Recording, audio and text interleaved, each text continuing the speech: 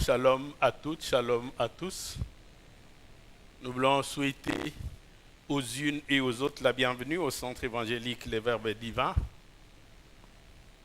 Que la paix du Seigneur soit avec nous et que sa grâce abonde dans nos vies. Nous adressons la même prière à l'Éternel pour tous les bien-aimés qui nous suivent au travers le média, au travers le net. Et je suis convaincu d'une chose, Dieu va encore faire des miracles et des prodiges. Il est au milieu de nous, nous l'appelons Emmanuel. Il y a de cela quelques jours, nous avons commencé un enseignement qui a pour thème central « Pourquoi toutes ces choses nous sont-elles arrivées ?» Si Dieu est avec nous, si l'Éternel est avec nous, si Yahweh est avec nous, si Elohim est avec nous, pourquoi ces malheurs? Pourquoi ces calamités? Pourquoi cette souffrance? Pourquoi les hostilités? Pourquoi les guerres? Pourquoi des plaies qui ne guérissent point? Pourquoi cette souffrance? Nous avons tiré notre thème du livre des Juges dans le 6e chapitre. J'aimerais qu'en ces jours, nous puissions relire du 11e au 13e verset, Juges chapitre 6, du 11e au 13e verset, la Bible dit « Puis vint l'ange de l'Éternel, il s'assit sous les térébintes d'Ophra, qui appartient à Joas, de la famille d'Abiézer. Gédéon, son fils, battait du froment au pressoir pour le mettre à l'abri de Madian.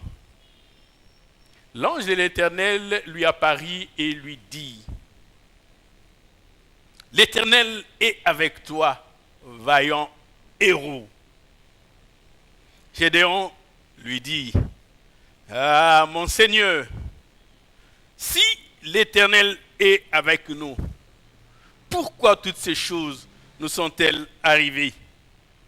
Où sont ces prodiges dont nos pères nous racontent quand ils disent, l'Éternel nous a-t-il pas fait monter hors d'Égypte? Maintenant, l'Éternel nous abandonne.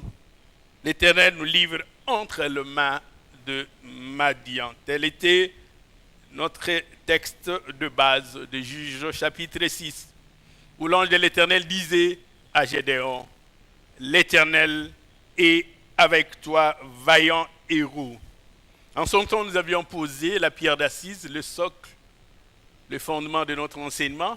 Il était question de donner le sens et le contexte de certains termes que nous trouverons dans cette portion des Écritures, qui se retrouve dans la réponse de Gédéon à l'ange, quand l'ange lui dit « L'Éternel est avec toi ». Gédéon va dire des choses essentielles et des choses fondamentales. Il dit pourquoi toutes ces choses.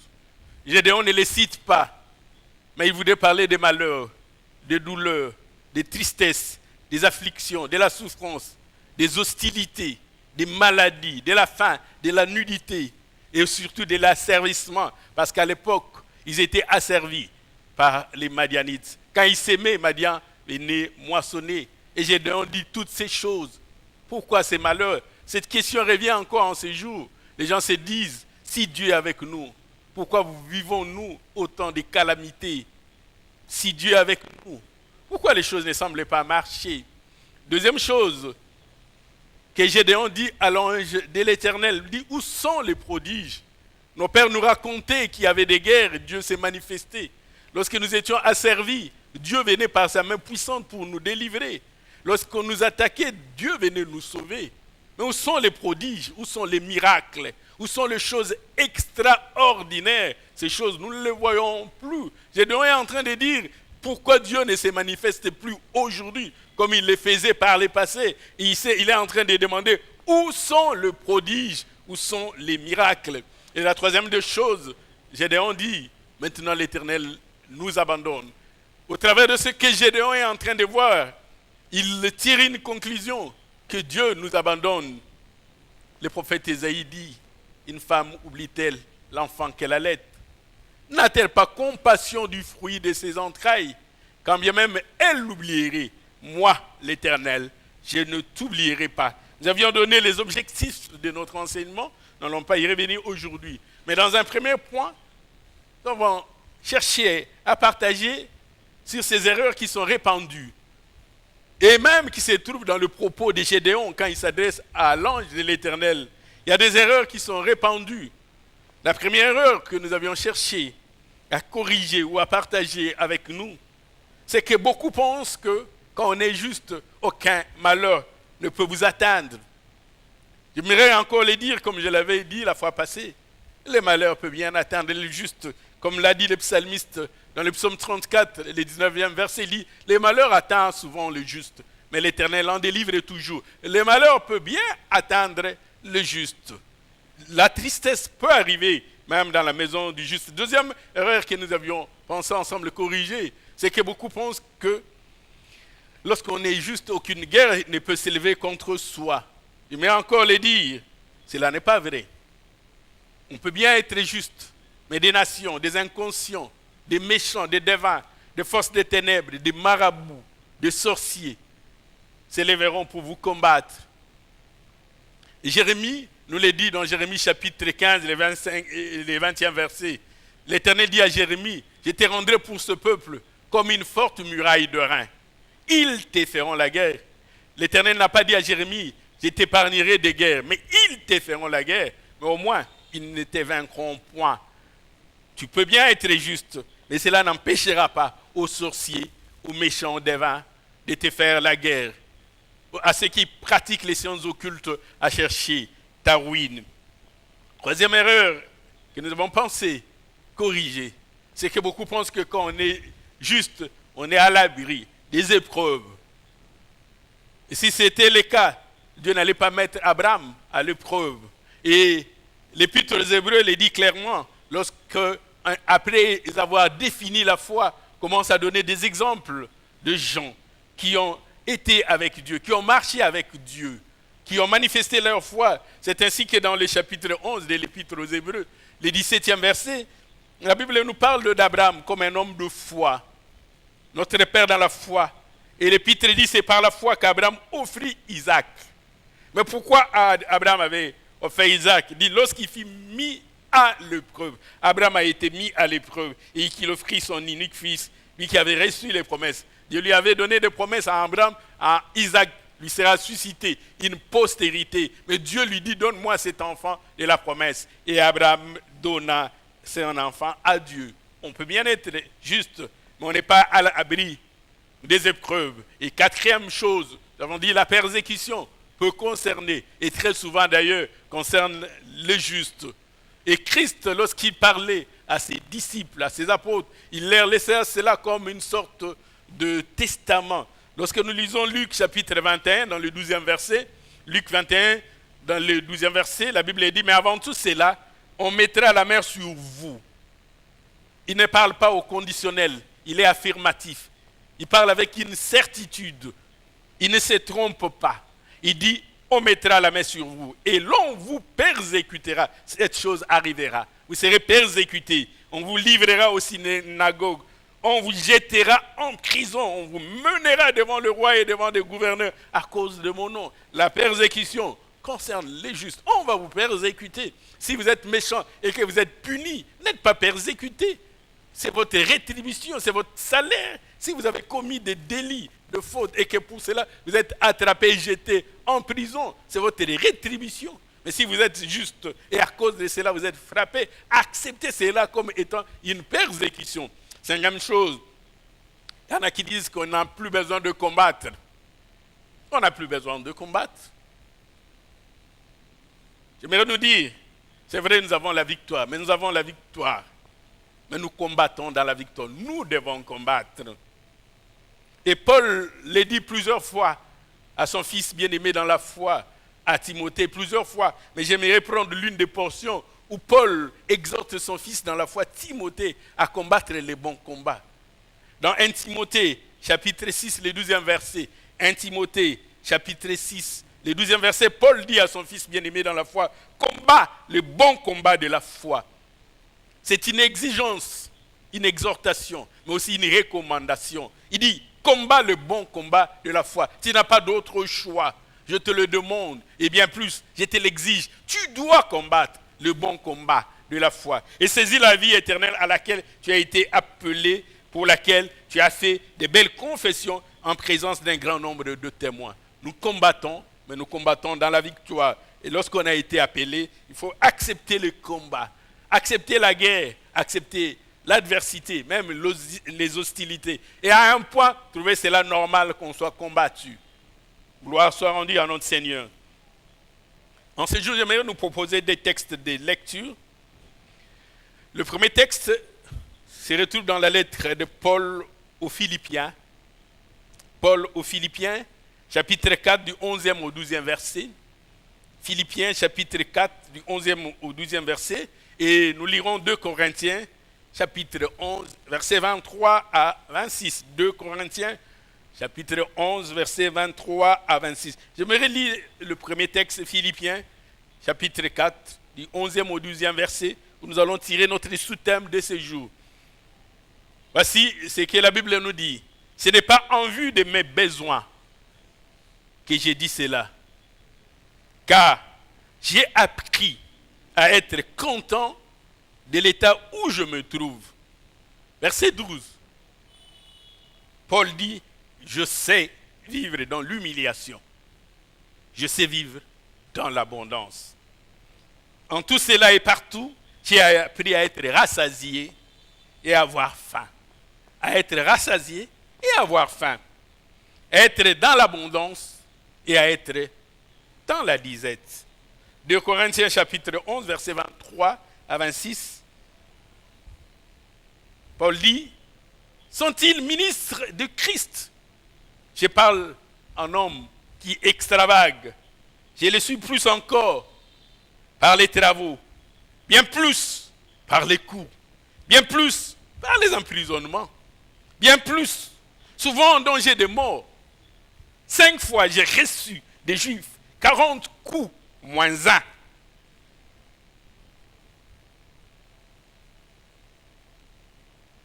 Trois fois j'ai été battu de verges.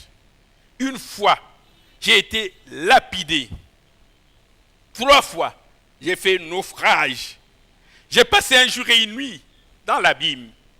Fréquemment en voyage, j'ai été en péril sur le fleuve, en péril de la part des brigands, en péril de la part de ceux de ma nation, en péril de la part des païens, en péril dans les villes, en péril dans les déserts, en péril sur la mer, en péril parmi les faux frères. Amen.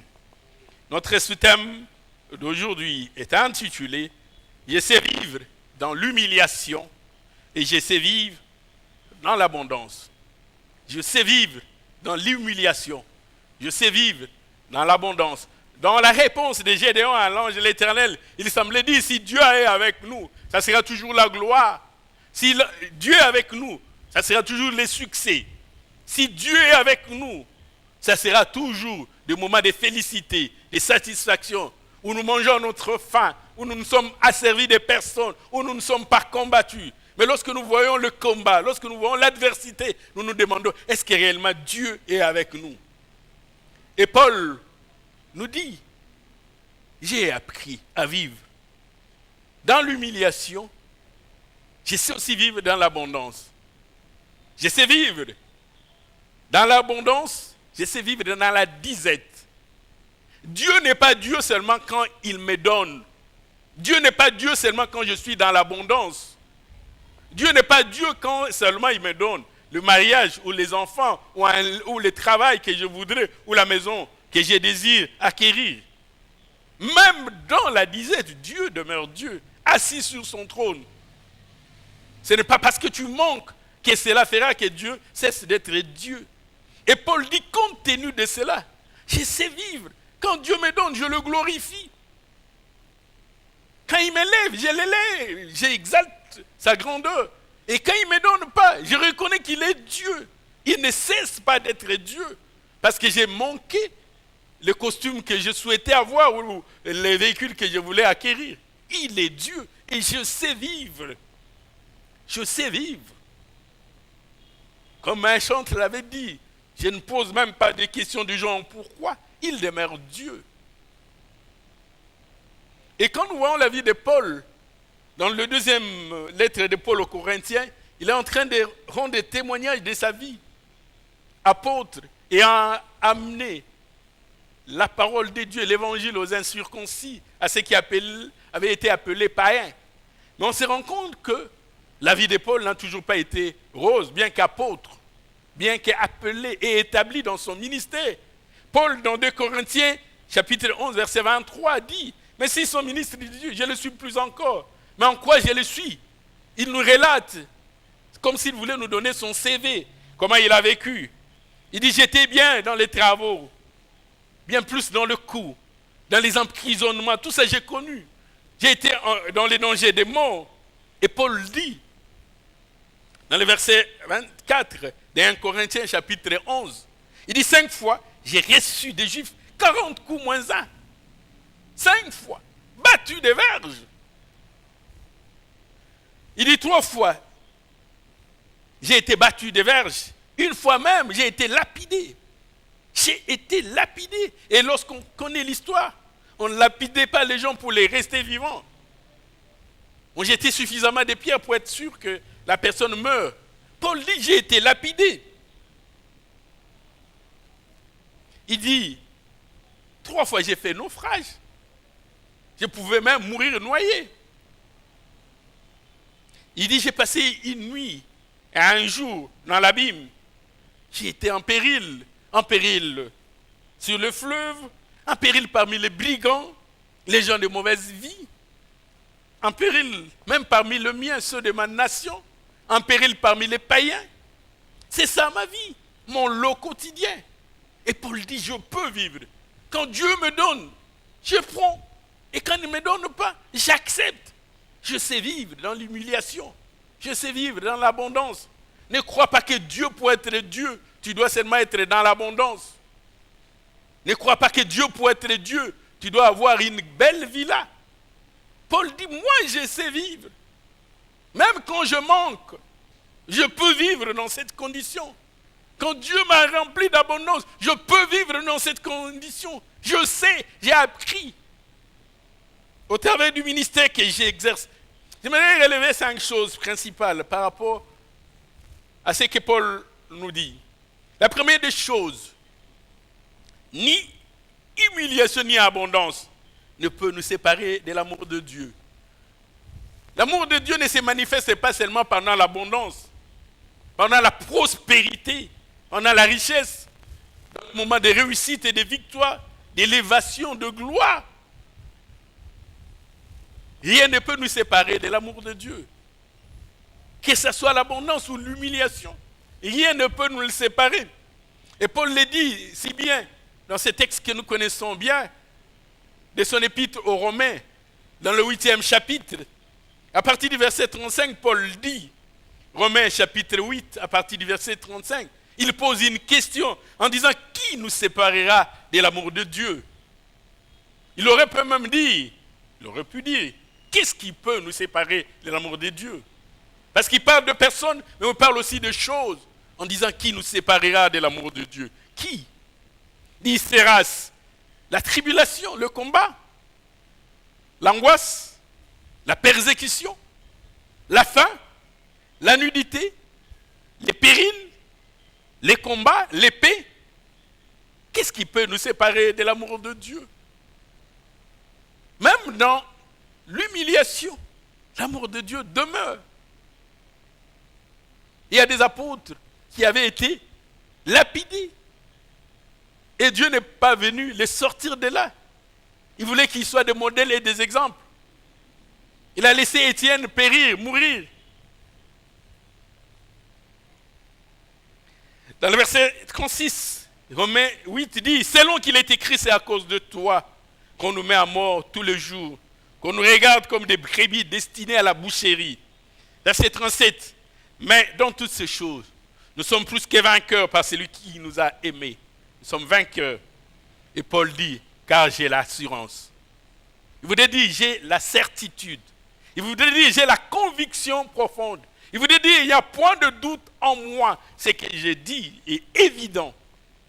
J'ai l'assurance que ni la mort, ni la vie, ni les anges, ni les dominations, ni les choses présentes, ni les choses à venir, ni les puissances, ni la hauteur, ni la profondeur, ni aucune autre créature ne pourra, hier, aujourd'hui, et dans le futur, ne pourra nous séparer de l'amour de Dieu, manifesté en Jésus-Christ, notre Seigneur. Rien ne peut nous séparer de l'amour de Dieu. Ce ne sera pas l'humiliation. Ça ne sera pas la pauvreté, la faim, la nudité. Paul dit, je sais vivre. Quand je vis. Quand je manque, je vis. Dans les naufrages, je reconnais la grandeur de Dieu. Dans la persécution, je sais que Dieu existe. C'est ainsi qu'il a dit, je sais vivre dans l'humiliation. Je sais vivre dans l'abondance. Il y a des histoires dans la Bible qui semblent nous étonner. Des hommes qui ont servi Dieu, mais qui ont manqué. Oui, ça existe. Ça existe, vous vous rappelez de cette femme-là, d'entre les femmes des fils des prophètes qui avait crié à Élisée, en disant, ton serviteur, mon mari est mort. Ce texte que nous retrouvons dans 2 Rois, chapitre 4. Dans 2 Rois, chapitre 4, à partir du premier verset, cette femme dit à Élisée, ton serviteur, mon mari est mort. Il ne s'arrête pas là. Il dit, ton serviteur craignait l'Éternel. Ton serviteur craignait Yahweh. Ton serviteur marchait dans la droiture. Ton serviteur était juste. Mais il est mort. Et il est mort en laissant des dettes. C'est-à-dire que s'il avait des dettes, c'est qu'il avait des besoins dont ses ressources ne permettaient pas la satisfaction. Et pour satisfaire ses besoins, ses serviteurs, ses fils de prophètes étaient obligés d'aller s'endetter. Serviteurs de l'Éternel, avec des besoins qu'ils n'arrivaient pas à satisfaire, parlant en langue, guérissant des malades, prophétisant, annonçant les oracles de l'Éternel. Mais il est mort en laissant des dettes. Il avait des besoins qu'il ne savait pas satisfaire et d'autres pas. Jusqu'à sa mort, il n'avait jamais réussi à avoir des ressources pour rembourser la dette. Serviteur de Dieu. Incapable de rembourser des dettes. Mais il craignait Dieu. Ce n'est pas parce qu'il manquait qu'il avait renié son Dieu. Je sais vivre dans l'abondance. Je sais vivre dans l'humiliation. Et les créanciers venus, voulant prendre ses enfants pour en faire des esclaves, les contextes nous fait croire que la dette était importante. Parce que sinon, un tabouret aurait suffi pour rembourser la dette. Une natte, un vase. Mais toutes ces choses-là que les prophètes pouvaient posséder, pouvaient avoir, rien de ce qu'il avait chez lui ne pouvait suffire pour rembourser la dette. Parce que s'il y avait des biens susceptibles de rembourser la dette, on aurait pris ces biens. Et certainement, d'après le contexte, même si la Bible ne le dit pas, les contextes laissent croire qu'il n'y avait rien qui puisse compenser la dette. Et les créanciers disent, je vais prendre tes enfants. Homme de Dieu, craignant Dieu, mais avec des dettes. Paul dit, je sais vivre dans l'abondance, je sais vivre dans l'humiliation. Pendant que Gédéon se disait, si Dieu est avec nous, mais ces serviteurs de Dieu pouvaient dire, mais si Dieu est avec moi, pourquoi je n'arrive pas à payer mes dettes? Pourquoi je n'ai pas suffisamment de ressources pour satisfaire à tous mes besoins? Dieu demeure Dieu. Et nous connaissons encore l'histoire de Job, dont l'Éternel lui-même s'est vanté et disait à Satan, as-tu remarqué mon serviteur? Vous devez dire, il est digne d'admiration, il est remarquable, il est distingué, il est exceptionnel, il n'est pas comme les autres. Il marche dans la droiture. Satan a semblé dire à Dieu, c'est parce qu'il possédait de biens. Dieu dit, tu peux toucher à ces biens, ne les touche pas. Mais après, Satan se rend compte que Job était toujours resté ferme. Et Satan va dire, mais si j'ai touché à son corps, peut-être qu'il va t'érigner. Dieu dit, oui, je te permets, tu le touches, mais pas à sa vie. Quand nous lisons Job chapitre 2, dans le 10e verset, même sa femme était étonnée. Il dit, comment demeures-tu toujours ferme dans la crainte de Dieu, mais maudit Dieu et meurt? Et j'aime beaucoup la réponse que Job donne. Job dit, mais tu parles comme une femme insensée. Nous recevons de bien de la part de l'Éternel. Mais pourquoi ne devons-nous pas recevoir aussi le mal? Et la Bible ajoute, en tout cela, Job ne pécha point par ses lèvres. Il ne pécha point. Job qui possédait beaucoup de biens, qui s'est retrouvé un jour démuni, au point que sa femme lui demande de maudire Dieu et de mourir. Mais Job ne pécha point. Je sais vivre dans l'abondance. Je sais vivre dans l'humiliation. Même quand il y a l'adversité, Dieu demeure Dieu. Même quand il y a la souffrance, Dieu demeure Dieu. Je me rappelle encore ces 3 jeunes Hébreux, connus d'après leur nom, babyloniens comme Shadrach, Meshach et Abednego, mais qui s'appelaient normalement Miskaël, Anania et Azaria. Et quand le roi Nabuchodonosor avait élevé sa statue et qu'il ordonna à tout le monde de se prosterner quand ils entendaient les sons de la musique, les sons de la sambuc, du psalterion, de la cornemuse, tout le monde s'est prosterné. Mais ces 3 jeunes Hébreux ne voulaient pas se prosterner. Et la chose avait été rapportée au roi. Et le roi semblait douter de cela. Il va leur poser la question. Puisque nous devons nous rappeler que ces 3 jeunes Hébreux qui sont les compagnons de David, de Daniel, les compagnons de Daniel avaient été admis au service du roi à cause de leur intelligence. Et le roi va leur demander, c'est vrai ce que j'ai entendu. Il dit alors, vous jouez la musique, la cornemuse en ma présence, les psalterions, la sambuc. Je voudrais voir si réellement ils vont se prosterner ou pas. Dans Daniel chapitre 3, verset 17, les 3 jeunes Hébreux pouvaient dire au roi, voici notre Dieu que nous servons, peut nous délivrer. J'aime beaucoup le verbe qu'ils utilisent. Il peut nous délivrer. C'est-à-dire qu'il a le pouvoir de nous délivrer. Il a toutes les possibilités de nous délivrer. Mais il n'a pas l'obligation de nous délivrer. Il peut nous délivrer de la fournaise ardente. Il nous délivrera de ta main, ô roi. Mais il ajoute dans le verset 18. Sache, ô roi, que nous ne servirons pas tes dieux et que nous n'adhérerons pas à tes statuts. Même si Dieu nous laissait consumer dans la fournaise, même si la menace venait à être exécutée, nous allons rester fermes si Dieu est avec nous. Mais pourquoi toutes ces choses nous sont-elles arrivées? Les 3 jeunes Hébreux pouvaient se dire, mais où est l'Éternel, comme l'avait dit Gédéon? Mais où sont les prodiges, comme avait dit Gédéon? Maintenant, l'Éternel nous abandonne entre les mains du roi Nebuchadnezzar. Où sont les prodiges? Pourquoi toutes ces choses nous sont arrivées? Je sais vivre dans l'abondance, je sais vivre dans l'humiliation. Deuxième chose que j'aimerais nous dire, Dieu dans sa souveraineté, il peut permettre qu'un malheur nous arrive. Il peut permettre. Il permettra que les malheurs arrivent. Pas seulement parce que le psalmiste a dit que les malheurs atteignent souvent le juste. Quand nous lisons la lamentation de Jérémie, dans le chapitre 3, le verset 37, la Bible dit, qui dira qu'une chose arrive sans que l'Éternel ne l'ait ordonné? C'est-à-dire, rien ne peut arriver sans que l'Éternel puisse donner la permission. Il contrôle toutes choses. Il a le monde entier dans sa main. Il peut permettre que les malheurs puissent arriver. Qui dira qu'une chose arrive sans que l'Éternel ne l'ait ordonné?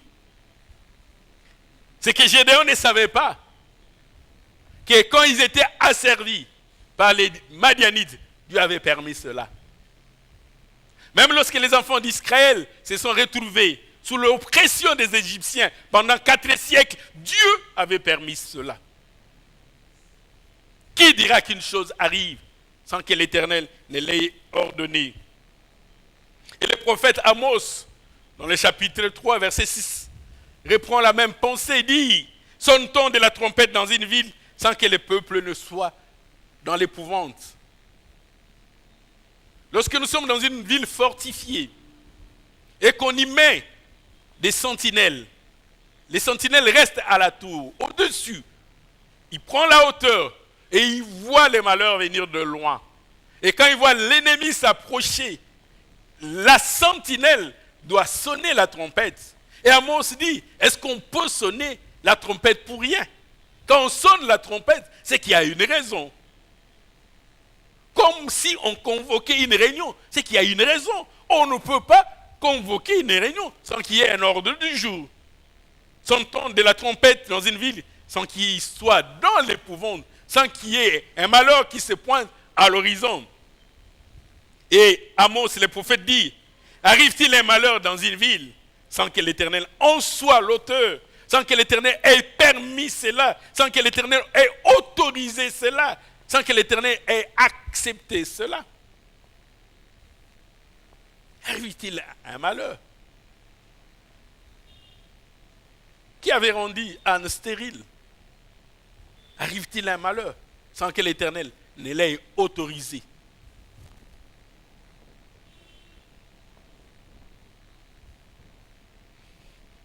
Et le texte de Job suffit amplement pour montrer comment même les malheurs de Job étaient autorisés par Dieu.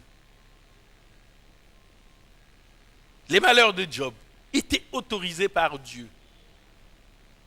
Ce ne sont pas des choses qui sont arrivées à l'improviste et que Dieu ait été surpris par une stratégie du diable, qu'il ait détourné ou dribblé l'Éternel. Dieu savait et Dieu avait autorisé. Dans Job chapitre 2, verset 6, l'Éternel dit à Satan: voici, je te le livre.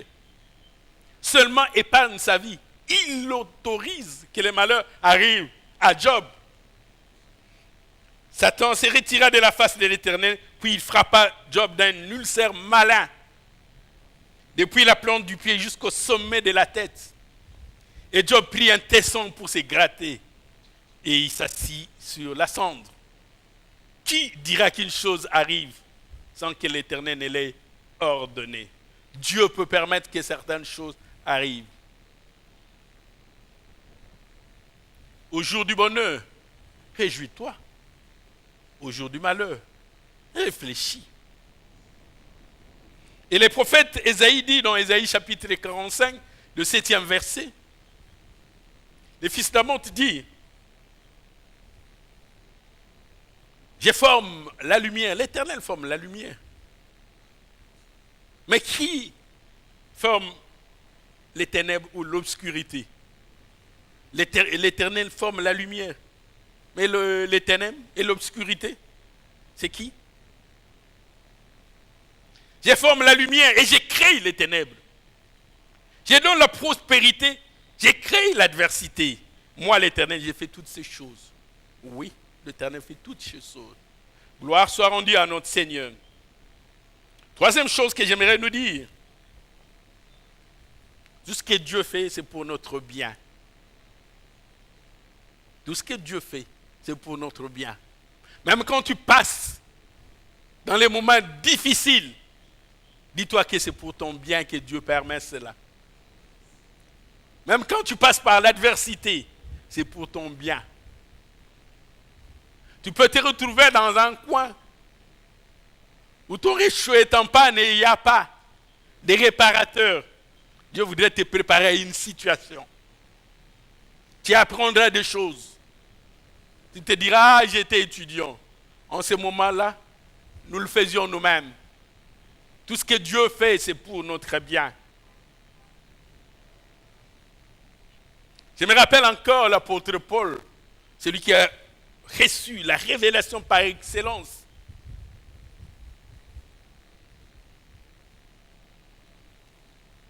avait une infirmité, une écharde dans sa chair.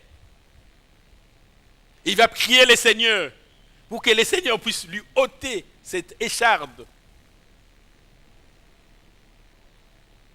L'Éternel va laisser l'écharde en lui. J'aime beaucoup ce texte dans 2 Corinthiens chapitre 12.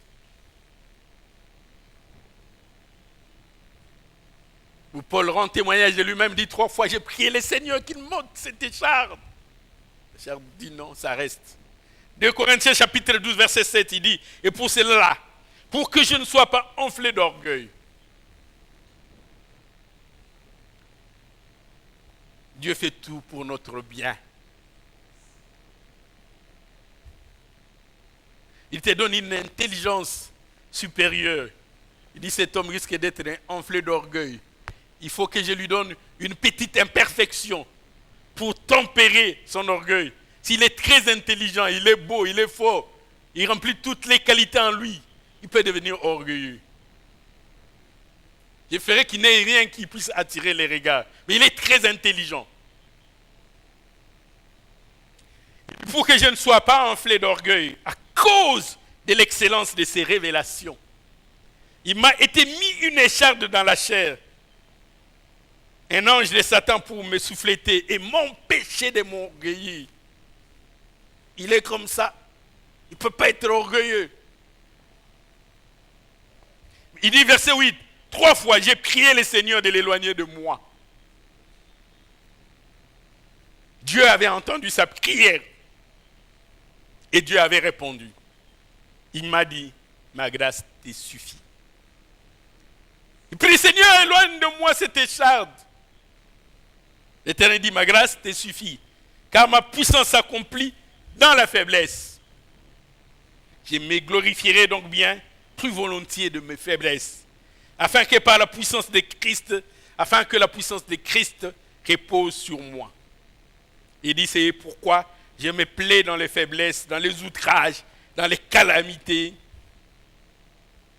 dans les persécutions, dans les détresses, pour Christ, car quand je suis faible, c'est alors que je suis fort.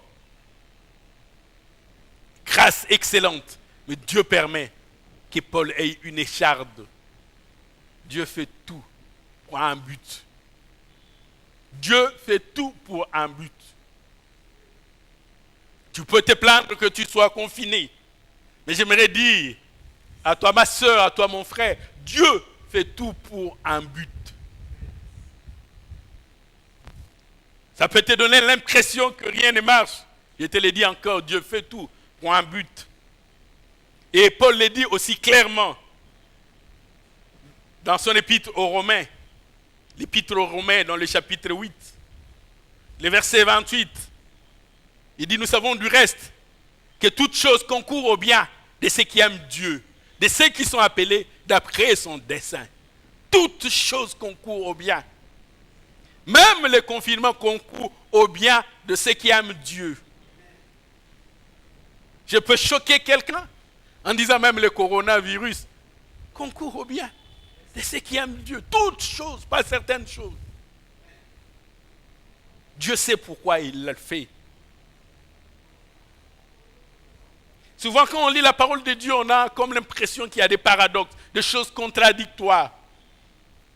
Des choses qui peuvent paraître négatives, mais que Dieu affirme. Des choses comme l'humiliation que Dieu permet.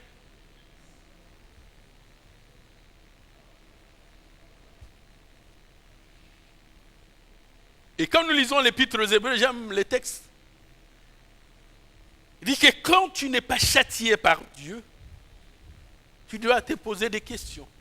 Un enfant de Dieu, c'est celui que Dieu châtie, que Dieu frappe. Quand tu n'as jamais reçu la verge,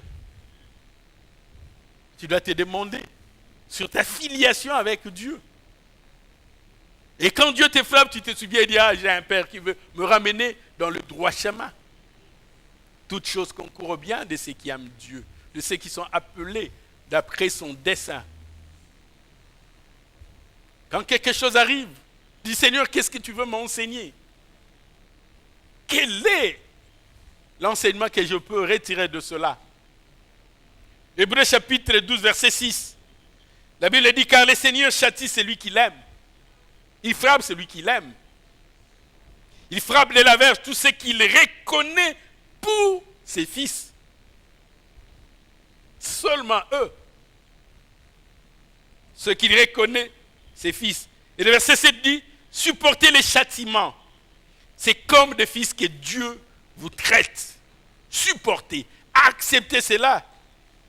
Je peux même en rajouter en disant, réjouissez-vous de cela. Parce que quand tu commets une faute et qu'il y a à côté de toi quelqu'un pour te corriger, dis-toi qu'il t'aime. Il veut t'éviter un accident, tu apprends à conduire. Tu fais de mauvais dépassements, de mauvais stationnements. Il te dit non, ce n'est pas comme cela. Il te corrige, il t'aime. Il veut t'éviter un grand danger. Et tu dois te réjouir d'avoir quelqu'un qui te ramène sur le droit chemin. Quelqu'un toujours qui te dit fais attention. Là tu t'éloignes, tu t'égares, tu es perdu. Supportez les châtiments comme des fils que Dieu vous traite. Car quel est le fils qu'un père ne châtie pas? Quel est ce fils-là? Mais si vous êtes exempt du châtiment auquel tous ont part, vous êtes donc des enfants illégitimes et non des fils. Quand Dieu frappe et vous, vous êtes épargnés, ne vous réjouissez pas. Dites, les autres ont été frappés des verges. Vous avez été 10. Vous commettez une forfaiture. 9 sont frappés des verges, sauf vous. Vous dites, moi, j'ai été épargné. Ça devrait vous inquiéter. Vous deviez vous poser des questions si réellement vous êtes des enfants. Vous êtes un enfant légitime ou illégitime. Toute chose concourt au bien de ceux qui aiment Dieu.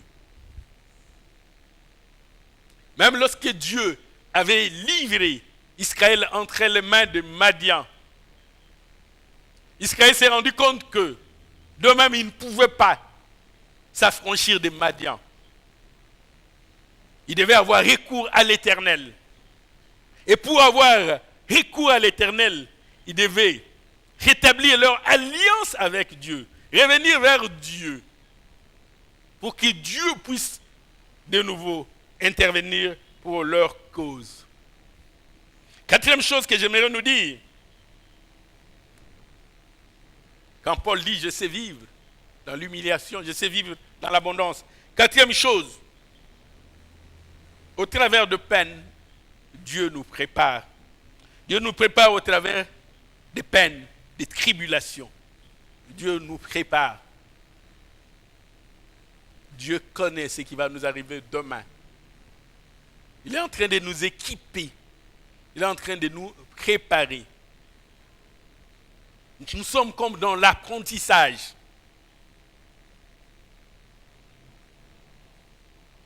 Et quand nous lisons Juge, dans le chapitre 3, les premiers versets, la Bible parle clairement des nations que l'Éternel avait laissées. Des nations que l'Éternel avait laissées. Je parle des nations païennes que l'Éternel avait laissées à Canaan pour faire la guerre à Israël. C'est-à-dire que pour ton combat, Dieu a déjà préparé un adversaire pour toi. Son rôle, c'était faire la guerre. Dieu laissa des nations pour faire la guerre à Israël, afin que ceux qui n'avaient pas connu la guerre puissent connaître la guerre. Il dit, certains entendront parler de la main puissante de Dieu qui délivre. Ça sera comme de l'histoire. J'aimerais que ceux qui n'ont pas connu la guerre puissent connaître la guerre. Alors je prépare pour eux déjà un adversaire. Je prépare pour eux des nations qui leur feront la guerre. Juge chapitre 3, le premier verset dit, voici les nations que l'Éternel laissa pour éprouver par elles tous ceux qui n'avaient pas connu toutes les guerres de Canaan. Il dit, vous aussi vous allez connaître la guerre. Vous n'allez pas vivre comme cela. Dieu n'est pas du genre à donner un panier à son enfant rempli de poissons. Il dit, tu as mangé du poisson, oui, mais maintenant, tu dois apprendre à pêcher. Le poisson que tu as mangé hier, c'est parce que ton père a pêché. Aujourd'hui, c'est ton tour d'aller pêcher.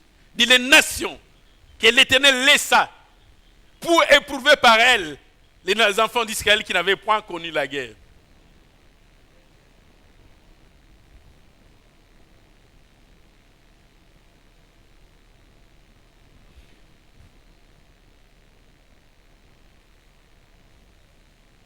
Et Paul aux Romains dit, dans l'épître de Paul aux Romains, dans le chapitre 5, il dit bien plus, nous nous glorifions même des afflictions.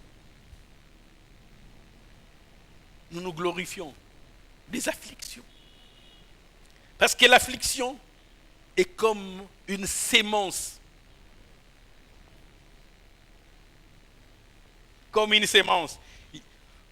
Nous nous glorifions même des afflictions, sachant que l'affliction produit la persévérance. L'affliction produit la persévérance. Et la persévérance produit la victoire dans les épreuves. L'affliction produit la persévérance. La persévérance produit la victoire. Et la victoire produit l'espérance. Quand il y a l'affliction, quand il y a la désolation, nous ne lâchons pas. Quand il y a les persécutions, nous ne lâchons pas. Et puisque nous ne lâchons pas, cela produit en nous la persévérance. Et puisque nous demeurons dans la persévérance, cette persévérance va produire la victoire dans l'épreuve. Et si nous avons la victoire dans l'épreuve, quelqu'un qui a la victoire dans l'épreuve, il ne peut pas être un désespéré. Il vit dans l'espérance. Celui qui n'a pas l'espérance, comment pourrait-il avoir la foi? Or, l'espérance ne trompe point, parce que l'amour de Dieu est répandu dans nos cœurs par le Saint-Esprit qui nous a été donné. L'espérance ne trompe point. Nous nous glorifions donc même de nos afflictions. Parce que nous savons ce que l'affliction produit. Si vous voyez quelqu'un d'endurant, il est passé par des étapes. Même quand nous étudions, à l'école, à l'époque, on utilisait des fouets. À force d'être fouetté, les corps commençaient déjà à résister au fouet. Les premiers jours, on te fouette, tu cries tu pleures pendant 30 minutes parce que tu as été fouetté. Le deuxième jour, peut-être 15. Après, c'est 10. Après, c'est 5. Après, c'est 2 minutes. Après, tu commences à t'habituer à cela. La persévérance produit la victoire. Il va vaincre cela. Et la victoire produit l'espérance. Nous nous glorifions même dans les afflictions. Cinquième chose que j'aimerais nous dire, au travers de la souffrance, Dieu nous enseigne. Au travers de la souffrance, Dieu nous enseigne. Au travers de ta maladie, Dieu t'enseigne. Au travers de la faim, Dieu t'enseigne. Au travers de la nudité, Dieu t'enseigne. Dieu se sert de la souffrance pour nous enseigner et nous ramener vers lui. Nous amener à tourner les regards vers lui. Nous amener à faire confiance en lui, à avoir foi en lui. Et attendre de lui les secours et avoir de l'espérance en lui. Ce texte que nous lisons souvent des 2 Chroniques, chapitre 7, le 14e verset qui dit, si mon peuple sur qui est invoqué mon nom, s'il s'humilie, il doit s'humilier. S'il se détourne de ses mauvaises voies, s'il cherche ma face, Dieu dit du haut des cieux, je l'exaucerai. Je pardonnerai son péché et je guérirai son péché. Le peuple s'humilie, il prie, il se détourne de ses mauvaises voies. Il cherche la face de l'Éternel. Au travers de la souffrance, Dieu veut nous amener à nous attacher à lui, à rester connectés à lui.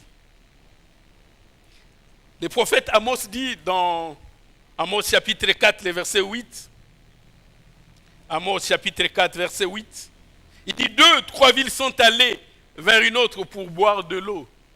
Ces villes manquaient de l'eau, ces villes étaient desséchées. Elles n'ont point apaisé leur soif. Ce sont des villes qui sont restées assoiffées. Et le prophète dit, malgré cela, vous n'êtes pas revenus à moi, dit l'Éternel. Au travers de la soif, je voulais que vous reveniez en moi.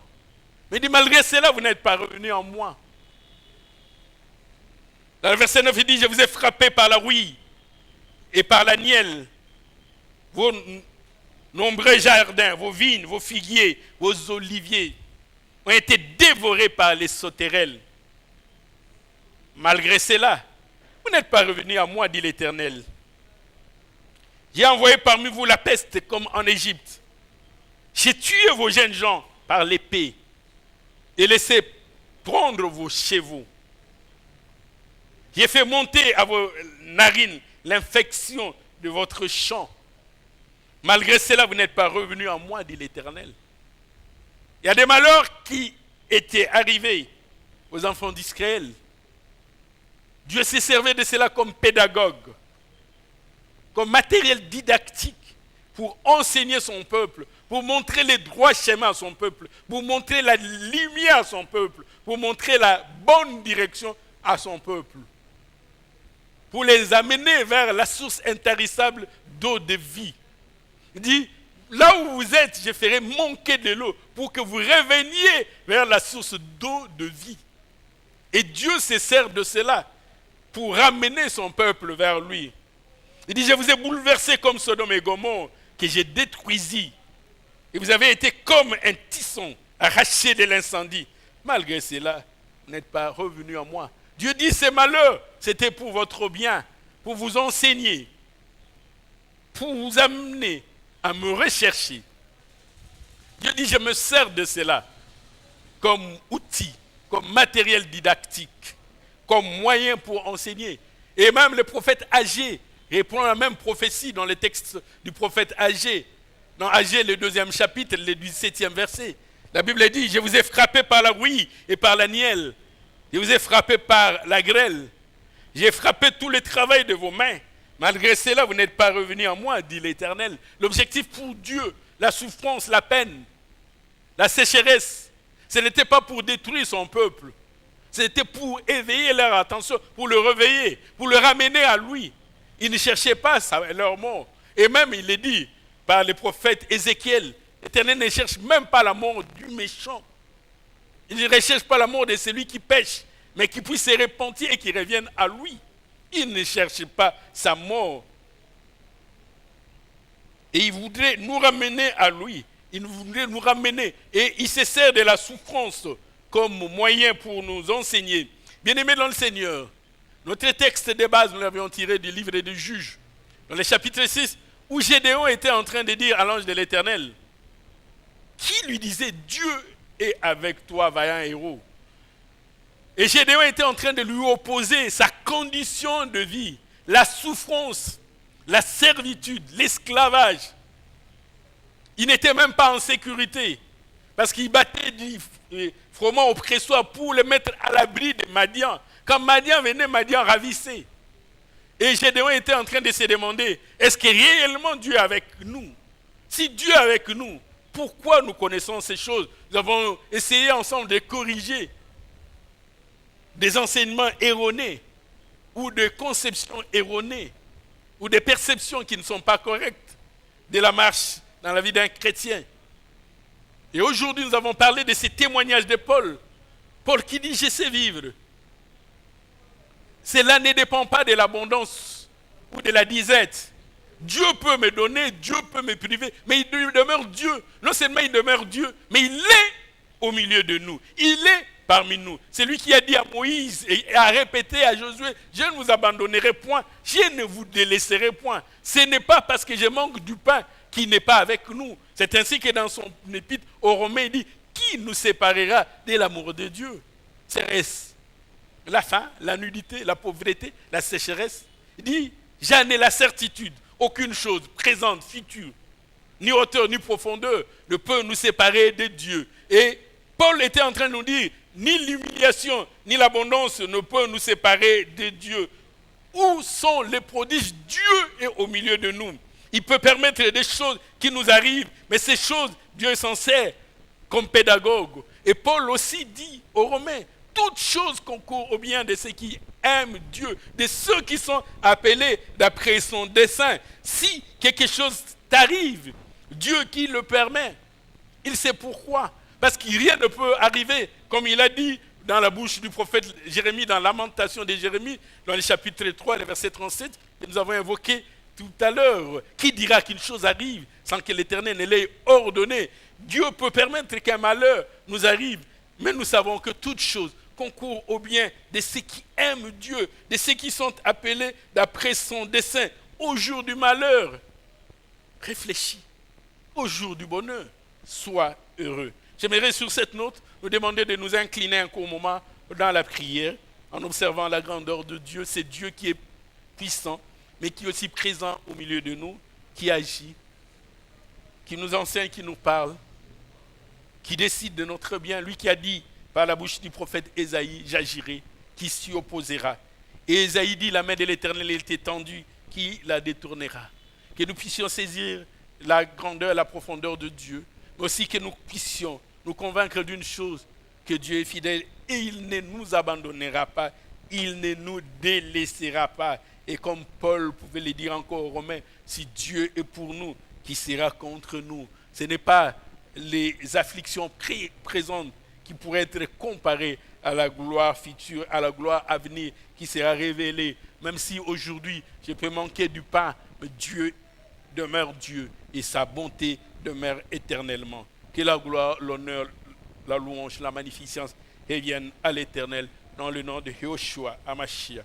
Et nous avons prié et nous disons Amen, gloire soit rendue à notre Seigneur.